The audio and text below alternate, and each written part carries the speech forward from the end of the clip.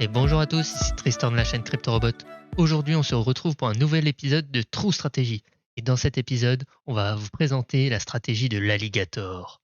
Et cette stratégie, en quoi elle consiste? On va voir ça tout de suite sur TradingView. J'espère que le nom vous intrigue et je vous souhaite à tous une très bonne vidéo. Alors, avant de passer sur TradingView, je voulais vous hype un peu rapidement en vous montrant les résultats du backtest. Donc le backtest, c'est comment cette stratégie s'est comportée sur le passé si on l'avait mis dans un bot de trading.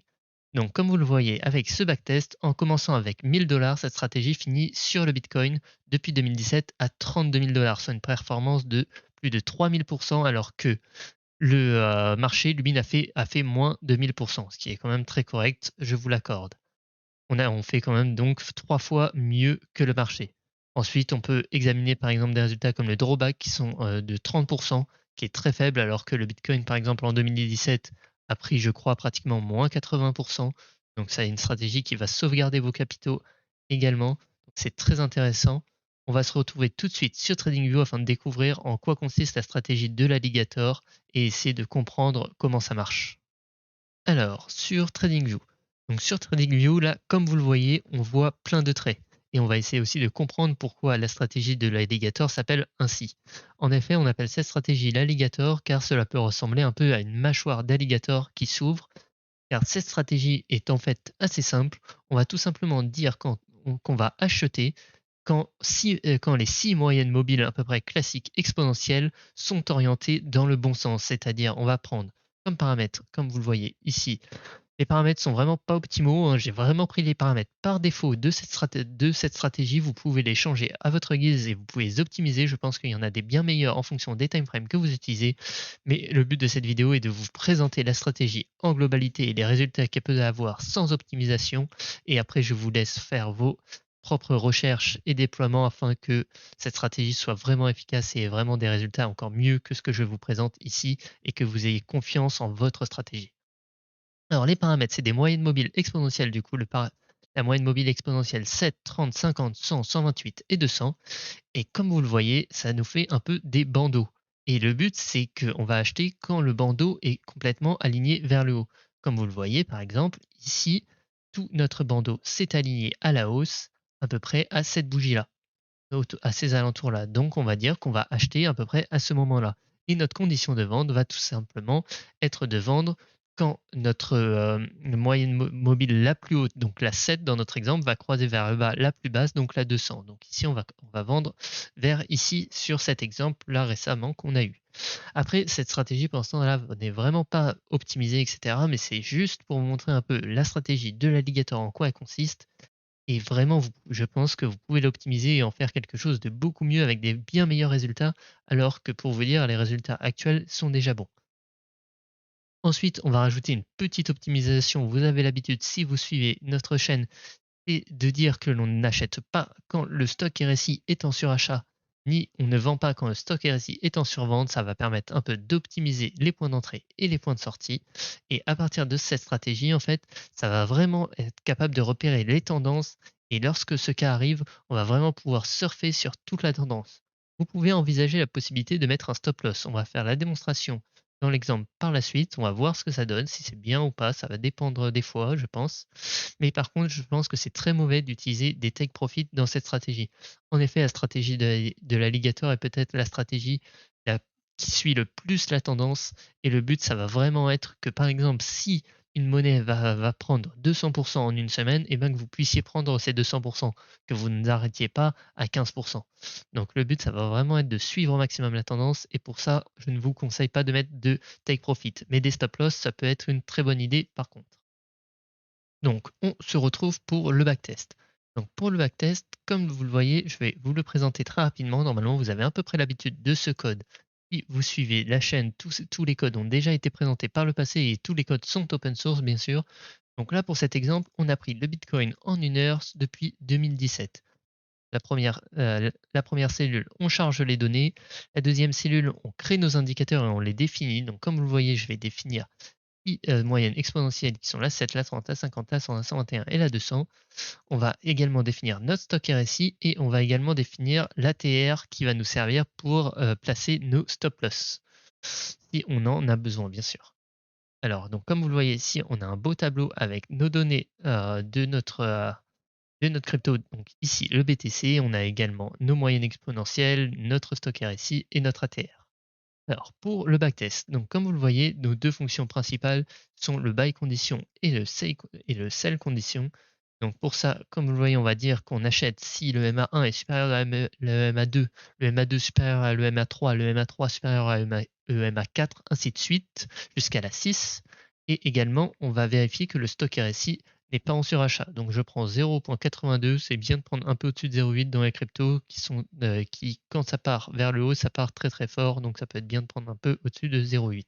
Et comme toujours, vous pouvez optimiser ce nombre-là. La stratégie n'est pas du tout optimisée, je n'ai pas cherché les meilleurs paramètres, j'ai pris des paramètres un peu par défaut, et vous voyez que ça marche déjà très bien, donc si vous cherchez des paramètres optimaux, je pense que ça peut marcher encore mieux. Alors après, tout simplement, voilà, on fait notre petit code, on a no buy code. Si notre condition est active, on achète. Si notre condition de vente, si notre condition de vente est active, on vend. Pour l'instant, comme vous le voyez, j'ai commenté le stop loss et le take profit, donc il ne s'enclenchera jamais. Et comme vous le voyez, on peut analyser un peu plus en détail les résultats. Et du coup, 3200% frais compris, sachant que les frais, petit rappel, hein, on commence avec 1000 dollars, comme vous le voyez, on a payé 1400 dollars de frais. C'est quand même vraiment énorme, alors qu'on fait vraiment pas énormément de trades. Comme vous le voyez, quand même, on fait que 96 buy et 96 sell. Donc ça fait 96, ça fait en gros 96 trades, mais un peu plus de 180, 190 même. Enfin un peu plus de 190 achats et ventes, quoi. Donc à chaque achat et vente, on va payer des frais. Et du coup, on se retrouve avec 1400 dollars de frais. C'est pourquoi, je vous le rappelle, faites tout pour diminuer vos frais. Une très bonne solution, et si par exemple vous utilisez FTX, si vous n'avez pas de compte FTX, de vous en créer un grâce à nos liens de parrainage qui sont dans la description, cela réduira vos frais. Et toute réduction est très bonne à prendre. Vous pouvez aussi, si vous êtes sur Binance, payer vos frais en BNB. Si vous êtes sur FTX, stacker des FTT afin de réduire au maximum vos frais. C'est vraiment une très bonne solution et très importante lorsque l'on lance des bots de trading. Alors, pour revenir un peu aux résultats. Donc, comme vous le voyez, on a un ratio de trade bon sur mauvais qui est un peu négatif, mais très légèrement. On fait 56 mauvais trades pour 40 bons trades. Mais notre moyenne de bons trades, c'est ce que je vous dis, on va vraiment prendre la tendance. Et du coup, il y a vraiment des fois, on va pouvoir prendre toute la tendance et surfer dessus. Et comme vous voyez, on a une moyenne, hein, c'est la moyenne, c'est vraiment pas le meilleur ou le pire, de bons trades de plus 16%. Comme vous le voyez, le meilleur trade est à plus 128%. Alors que l'on a une moyenne de mauvais trades de seulement moins 3%. On a un drawback de 30%, ce qui est très faible. Et voilà, à peu près, vous avez le cours vous avez le cours du wallet sur le cours du prix, mais ce n'est vraiment pas les mêmes échelles, hein. Vous voyez qu'on suit à peu près le cours, mais on va vraiment profiter que des hausses et éviter au maximum les baisses. Alors, ensuite, on va. Ah oui, je voulais par exemple essayer de mettre un stop loss. On va voir ce que ça donne si je ne l'ai pas fait auparavant. Donc, je voulais voir si c'était simplement mieux ou moins bien. On va voir tout simplement. On finissait à 30 000 dollars. Comme vous le voyez ici, avec un stop loss, c'est un peu mieux. On fait 3300 alors qu'on faisait 3100. Donc, sur le Bitcoin, mettre un stop loss est un peu mieux. Comme vous voyez, on a mis un stop loss à 2 fois notre ATR. Donc, tout simplement, lorsque l'on ouvre une position, on place un stop loss à 2 fois notre ATR. Je sais qu'il y a certains que ça peut rassurer et ça peut être vraiment une bonne idée de placer un stop loss. Ça peut vous éviter, imaginons que le Bitcoin, vous avez peur qu'il y ait une énorme news qui fasse crasher le Bitcoin de 90% en une heure. Et bien, avoir un stop loss, ça va vous protéger de ça. Et ça diminue aussi également, là, dans cet exemple, le drawback. Là, on a un drawback de plus que moins 25%. C'est vraiment ridicule quand on sait que le Bitcoin a perdu moins 80, voire moins 90% en fin 2017. Ça sauvegarde vraiment très très bien le portefeuille. Donc, je voulais aussi vous tester sur d'autres monnaies avec vous sans changer les paramètres, hein, pour vous montrer que cette stratégie est vraiment bonne sur plusieurs monnaies sans changer les paramètres. Donc, il n'y a pas de paramètres optimaux par monnaie. Et après, c'est vraiment à vous de déterminer si vous voulez un peu changer les paramètres selon les monnaies, etc. Et là, vraiment, mon but, c'est de vous montrer que peu importe les monnaies, cette stratégie est bonne. Pour l'instant, je n'ai pas testé de monnaie où cette stratégie était perdante. Il y a certaines monnaies comme le Solana, par exemple, comme la VAX que j'ai testé, pour être totalement honnête avec vous, où la stratégie faisait moins bien que le marché. Mais on m'a parlé notamment, par exemple, du Solana sur notre serveur Discord. D'ailleurs, n'hésitez pas à nous rejoindre si vous avez des questions ou quoi que ce soit. Si je vous montre un peu près le cours du Solana, faut vous dire que faire un bot de trading qui surperforme le marché quand on a un Solana qui, en quelques temps, a fait plus 2500%, c'est très très dur. En effet, le but d'un bot de trading, ça va être quoi? Ça va être d'essayer de prendre les hausses sans prendre les baisses. Sauf que comme vous le voyez sur le Solana, il n'y a pratiquement jamais eu de baisse. Donc le buy and hold, c'est très difficile de faire mieux. La seule baisse qu'on a eue, c'est sur cette période. Donc, si un bot de trading ne l'avait pas pris, c'est très bien. Mais en général, un bot de trading va aussi prendre moins de hausse. Et donc, par conséquent, peut faire moins bien que le marché. Alors, on a chargé nos données de l'Ethereum. On a chargé nos indicateurs. On lance le backtest toujours là. On est avec le stop loss enclenché. Pareil, on va vérifier si c'est bien de mettre un stop loss. Donc là, comme vous le voyez, on ne fait que 580%, ce qui est assez faible en réalité.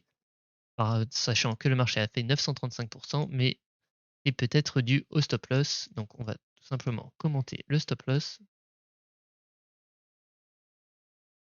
et on va voir si c'est mieux. Alors ça mouline, ah voilà. Là c'est déjà beaucoup mieux. Et vous voyez, avoir un stop loss, ça peut vraiment être handicapant. Et en fait, le souci qui va se poser quand on met un stop loss, c'est le fait que de temps en temps, ce stop loss va se déclencher très tôt et après on ne va pas pouvoir surfer sur toute la tendance. Et ça peut vraiment être embêtant. Et comme vous voyez, il peut y avoir des vraies différences sur le TH. On passe de 500% lorsqu'on met le stop loss à plus 3400%. Et là, pour le coup, est un très bon résultat contre le buy and hold. Avec pareil un drawback de moins 34%. Sans stop loss, c'est une très belle performance. Moi, si vous voulez mon avis personnel, je vous conseille de ne pas mettre de stop loss sur cette stratégie. Mais c'est vraiment à votre choix, vos tests. Vous avez peut-être des moyens d'optimiser beaucoup mieux la mise en place de stop loss, de quand est-ce qu'il faut racheter si votre stop loss se déclenche, c'est vraiment à vous de voir. Moi, je ne fais que vous présenter une stratégie. On va maintenant tester encore sur d'autres monnaies pour voir si ce bot est rentable. Maintenant, on va tester sans stop loss. Vous pouvez tester, je vous laisse tester pour vous si vous voulez mettre des stop loss. Vous avez simplement à commenter ou décommenter la ligne du stop loss. Tous les codes, bien sûr, ce code-là sera dans la description en open source. Vous pourrez tester et j'essaierai aussi de vous mettre le code pour que vous puissiez faire tourner directement ce bot sur votre serveur avec un compte FTX, sur GitHub également pour que vous puissiez l'installer chez vous grâce notamment à la vidéo héberger votre bot de trading qui devrait apparaître en haut à droite actuellement. Donc on est en train de charger l'ADA USDT. Hop, on va pareil charger nos indicateurs et le backtest. Alors, qu'est-ce que petit backtest va nous donner comme résultat? Comme vous le voyez, ce n'est pas forcément extraordinaire, on fait 1290% alors que le marché lui fait 878%. Mais comme je vous l'ai dit, c'est une stratégie vraiment très safe. Et vous avez en fait cette stratégie, je vous le dis, je n'ai vu sur aucune monnaie fait qu'elle soit perdante. Après, si vous testez, vous serez peut-être perdant, je ne sais pas, hein, sur des cryptos qui sont très volatiles en fonction des news, comme le Dogecoin, comme le XRP. Donc personnellement, je n'ai pas testé. Mais pareil, je vous laisse faire tous vos tests et vraiment ce code est très simple au moins à changer. Comme vous le voyez, il n'y a vraiment rien à changer si vous voulez juste changer la monnaie. Là par exemple, on va passer sur le link. Hop, link USDT tout simplement et vous avez juste à lancer les différentes cellules. Donc charger les données, ça peut prendre un peu de temps.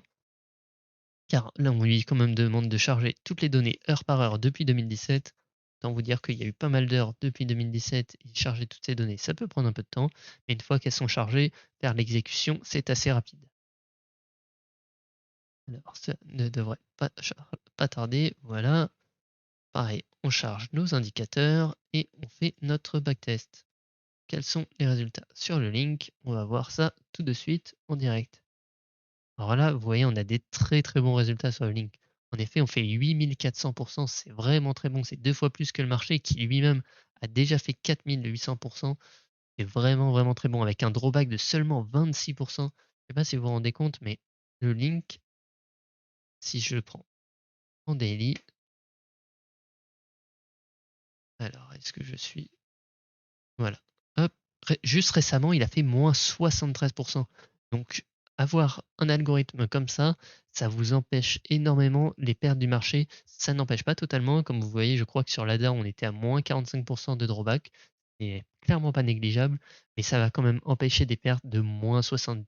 Un algorithme de trading qui a un drawback de plus de moins 50%, c'est vraiment dangereux et je ne vous conseille pas de l'installer chez vous.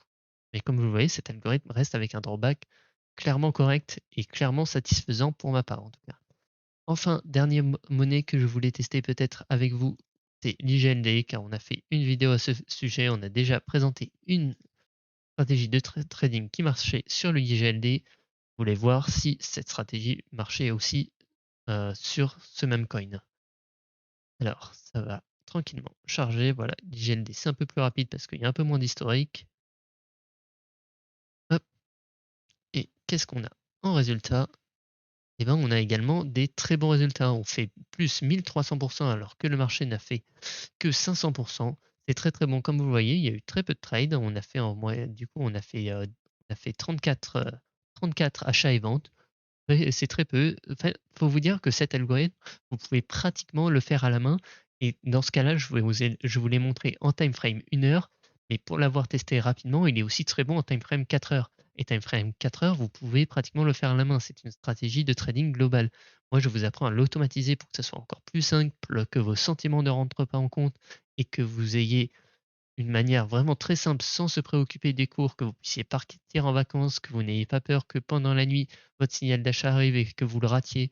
C'est vraiment une manière d'automatiser et surtout de savoir sur le passé comment ça a marché et si tout marche bien. Enfin, vraiment vérifier toutes les statistiques, quel est le drawback, quels ont été les pires trades, les moins bons trades, est-ce que c'est bon d'utiliser un stop loss. Et bien avec ce code, vous pouvez vraiment tout tester et je vous le laisse sur GitHub et j'espère que vous vous en servirez pour pouvoir vraiment tester tout plein de paramètres et que vous trouviez votre stratégie de trading qui vous convient à vous. Et c'est la fin de la vidéo, j'espère qu'elle vous aura plu, j'espère que la stratégie de l'alligator vous plaira, que vous pourrez la tester chez vous, voire même l'installer en live directement via FTX ou n'importe quel autre échangeur. Si c'est le cas ou que vous n'avez pas encore de compte, n'oubliez pas de prendre nos liens d'affiliation, ça réduira vos frais et ça nous soutient énormément. Et si vous avez des questions sur quoi que ce soit, rejoignez notre Discord. On parle de bots de trading, de crypto en général, donc avec une grosse communauté, n'hésitez pas à nous rejoindre. Enfin, petite information, on a créé notre page Instagram, @cryptorobotfr. Si vous voulez nous suivre, on parle de crypto-monnaie, en général de l'actu. Un peu tous les jours, on essaye de faire un petit post sur l'actu du style Hugo Décrypte, donc n'hésitez pas à nous rejoindre. C'était Tristan de la chaîne CryptoRobot et je vous souhaite à tous de passer une très bonne journée. Salut tout le monde!